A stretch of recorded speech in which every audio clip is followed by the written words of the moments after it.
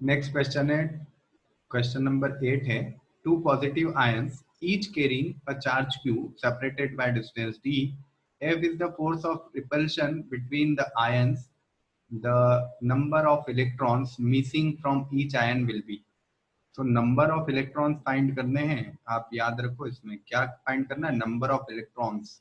तो क्या फॉर्मूला होता है, क्वांटाइजेशन पता है ना, Q इज इक्वल टू क्या होता है, प्लस माइनस NE, ये होता है। और इसमें आपको क्या फाइंड करना है, N फाइंड करना है। सो N इक्वल टू क्या होगा, यहाँ हमें दिया हुआ है स्मॉल क्यू ले लेते हैं, ठीक है। आपको क्या फाइंड करना है, N फाइंड करना है। N कितना होगा, Q बाय E आएगा। अब ये कहाँ यूज होने वाला है ये देखते हैं। फोर्स कितना है, F इक्वल टू 1/4πε0। दोनों चार्जेस कितने हैं, Q हैं, सो Q1 Q2 मतलब Q स्क्वायर। डिस्टेंस कितना है, D स्क्वायर, ठीक है। अब आपको समझ आ ही गया होगा क्या करना है, N फाइंड करना है। Q की वैल्यू अगर यहाँ पर पुट कर दें, पहले Q की वैल्यू फाइंड कर लें, फिर अगर वैल्यू सब्सटीट्यूट करें तो शायद आपको आंसर मिल जाएगा। तो जिसको अगर समझ आ गया है वो पॉज करो वीडियो को और खुद से ट्राई करो, ठीक है। जिसे नहीं समझ आया है वो आगे प्रोसेस देख लो। तो क्यू स्क्वायर कितना हो जाएगा, F into 4πε0 into D square is equal to Q square.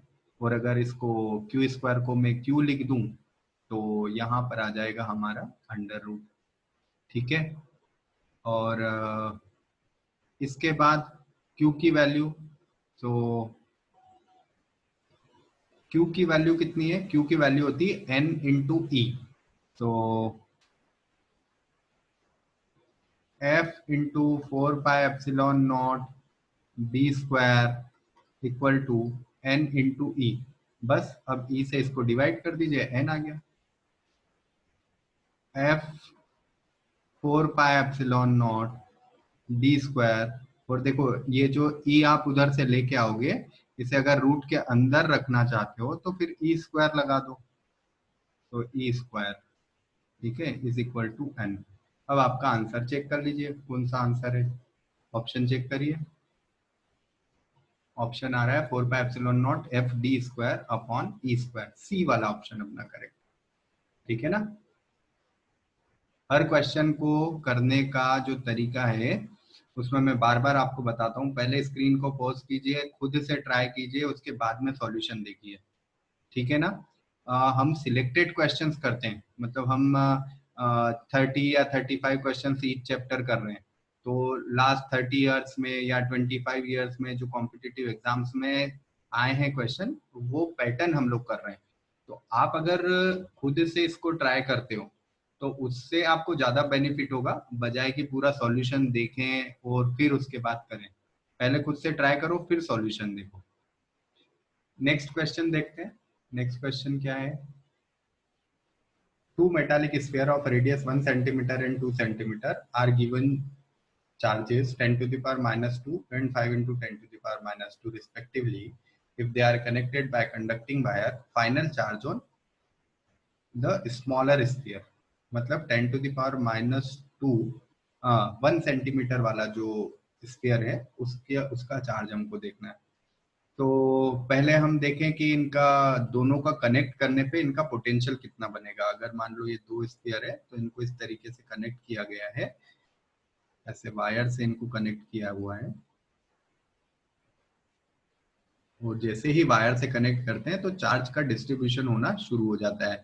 Charge जहां पोटेंशियल हाई होता है वहां से लो पोटेंशियल की तरफ चार्ज फ्लो होना शुरू हो जाता है। इस वाले स्फीयर की रेडियस 1 सेंटीमीटर दी है और इसकी रेडियस जो है वो 2 सेंटीमीटर दी है। चार्जेस भी दिए हुए हैं हमें, 10 टू द पावर माइनस 2 इसके लिए दिया है और 5 into 10 to the power minus 2 इसके लिए दिया है, ठीक है। अब कॉमन पोटेंशियल कितना होगा, तो पोटेंशियल का फॉर्मूला पता है क्या, क्या होता है पोटेंशियल के लिए, एक ऐसा फॉर्मूला होता है जिसमें कैपेसिटेंस आता है, और यहाँ हमको कैपेसिटेंस की जरूरत पड़ेगी, ठीक है, क्योंकि चार्ज डिस्ट्रीब्यूशन हो रहा है तो इनकी कितनी कैपेसिटी है चार्ज लेने की वो देखनी पड़ेगी। तो V is equal to Q upon C, ये फॉर्मूला होता है, V equal to charge upon capacity. अब टोटल चार्ज कितना है, तो total charge V equal to जो कॉमन पोटेंशियल बनेगा हमारा वो है V equal to total charge. Total charge कितना बना, 10⁻⁻² प्लस 5 इंटू 10⁻⁻²। ओके, और C कितना बना, तो कैपेसिटेंस का फॉर्मूला पता है क्या होता है, C आइसोलेटेड स्फीयर के लिए 4πε0 r। तो 4πε0 और रेडियस दोनों की, पहले वाले की रेडियस जो है वो है 1 सेंटीमीटर मतलब 10⁻⁻², और दूसरे की है 2 इंटू 10⁻⁻² सेंटीमीटर को मीटर में कन्वर्ट कर लिया है। ठीक है, 10⁻⁻2 10⁻⁻2 तो आपको कट होता नजर आ रहा होगा, 6 इंटू 10⁻⁻2 अपॉन 4πε0 एंड 10⁻⁻2 कितना, 3 इंटू 10⁻⁻2। तो 10⁻⁻2 से 10⁻⁻2 कट होता है, 3 से 6 कट होता है, और ऊपर बचता है हमारे पास 2। तो the common potential is 2 upon 4πε0, और इसकी भी वैल्यू आपको पता है कितनी होती है, 2 अपॉन 4πε0 मतलब 1/4πε0 कितना होता है, 9 इंटू 10⁹, लेकिन उसकी अगर रिक्वायरमेंट होगी तो हम पुट करेंगे। अदरवाइज आगे देखते हैं कि पूछा क्या है, final charge on smaller sphere. So smaller sphere का चार्ज कितना हुआ, तो फिर लगा देते हैं Q is equal to C V. ठीक है, और ये कौन सा स्मॉलर स्फीयर है तो इसका Q1 मान लेते हैं और इसको C1 मान लेते हैं, और पोटेंशियल तो कॉमन आएगा।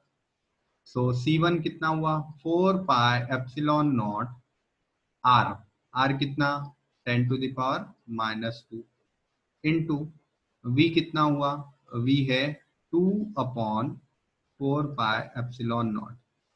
ये 4πε0 से 4πε0 कट होता है, सो Q1 इक्वल टू आया 2 इंटू 10⁻⁻2 कूलम। देखिए कौन सा ऑप्शन सही आ रहा है, 2 इंटू 10⁻⁻2 कूलम। ठीक है, करेक्ट है, डी वाला ऑप्शन करेक्ट आ रहा है।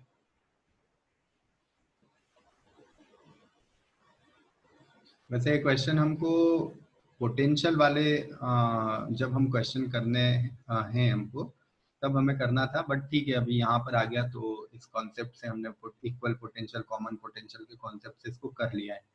जो भी क्वेश्चन इस में आपको नहीं समझ में आया हो या ऐसा लगा हो कि इस पे रिलेटेड हमको एक दो और क्वेश्चन मिल जाएंगे तो अच्छी प्रैक्टिस हो जाएगी, तो मुझे कमेंट करना, मैं उससे रिलेटेड या उसके सिमिलर कुछ और क्वेश्चन आपको मैसेज का कमेंट बॉक्स में या उस पे वीडियो बनाकर आपको अपलोड कर दूंगा, तो आप उसकी प्रैक्टिस कर लीजिएगा।